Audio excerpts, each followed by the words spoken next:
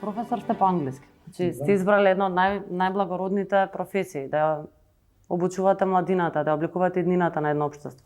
Како градоначалник исто така имате можност да одлучувате за иднината на една општина. Значи на вас е да одлучите дали идните генерации ќе го знаат ова Маврово ние што го знаеме денеска или ќе знаат планина која што како национално богатство ќе изгубиме. За која иднина сте?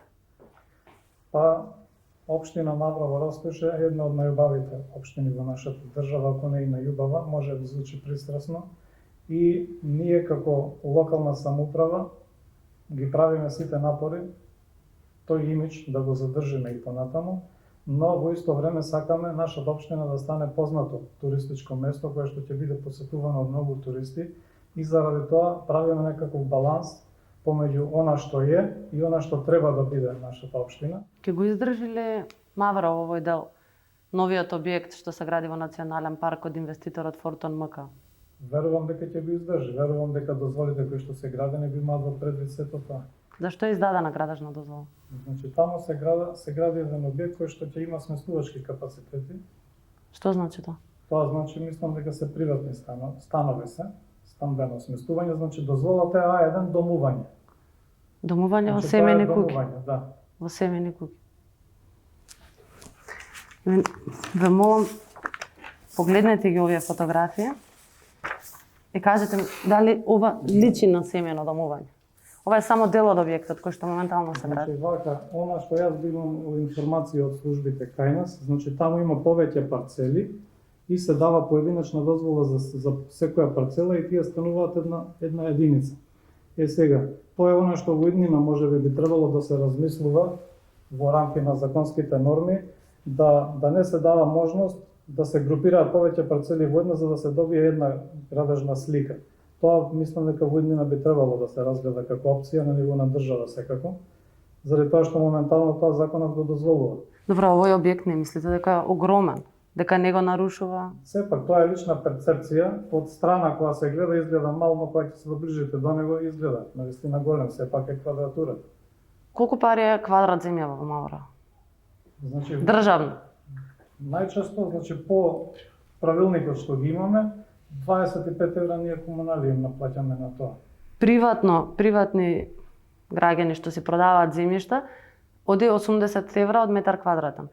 А вие како општина продавате за 70 и за 150 денари метар Значи, квадратен. Ние не го продаваме на таков начин градежното земјиште, туку тоа се отуѓува со попадна до оформување и законската регулатива е таква да мора, таа е цената едноставно. Добро, но тоа е премалку. Јас се сложувам дека е премалку. Значи еден обичен паркинг простор да го изнајмите за еден саат 30-40 денари, а не пак да откупите квадрат по таа сума. Нормално дека е тоа преевтино. Добро, има во Маврово на многу близко до овој објект новиот сега што се гради, има уште еден објект постар. Мислам дека 91 има добиено одобрение за градба. Вие тогаш сте имале 12 години. Така нешто. Да. Се сеќавате вие на тоа време? Не. Јас живеам во Долнореканскиот крај, сепак нашата општина е четврта по големина на територија, навистина голема. Јас како дете сум одел во тие туристички ски центри, но тој објект не го паметам. Добро, а како тој објект има добиено одобрение за градба? Од она што јас го знам од разговор со службите, значи тој објект има добиена дозвола за градба во 91 година, како што кажавте, и скоро 80% од тој објект тогаш е дадена дозволата, а потоа мислам дека во 2011 година дадена дозвола за централниот дел на тој објект со кој што се здружени двата објекти во еден целокуп. Значи, ние имаме документ од 91 одобрението за градба, во кој што пишува дека доколку една година, во рок од една година од ова не почне да го гради објектот, дека одобрението е ништавно. Значи тоа требало да се поништи во 92, така? Кога се изгради овој објект?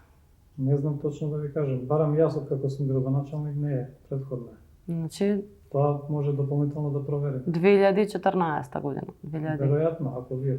Од тогаш се поминати. Тогаш сигурно е така. Од тогаш се поминати од 91 до 2014 многу години. Да. Општината му издала одобрение за градба на за доградба, уствари се извинам, он побарал одобрение за доградба на објект кој што не постои. Веројатно е впишан објект. Како објект мора да постои. Веројатно. Ма не постоело. Кога му било издадено одобрението за градба, не За тој постоело. период, да.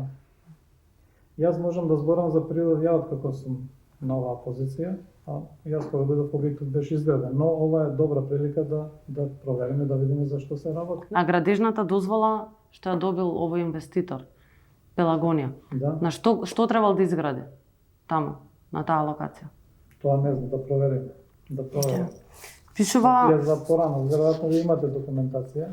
да, пишува туристички депанданси хотел. Да, Дали тој објект е хотел? моментално функционира како објект во кој што се сместени лица. Сега да провериме, да видиме конкретно за што се работи.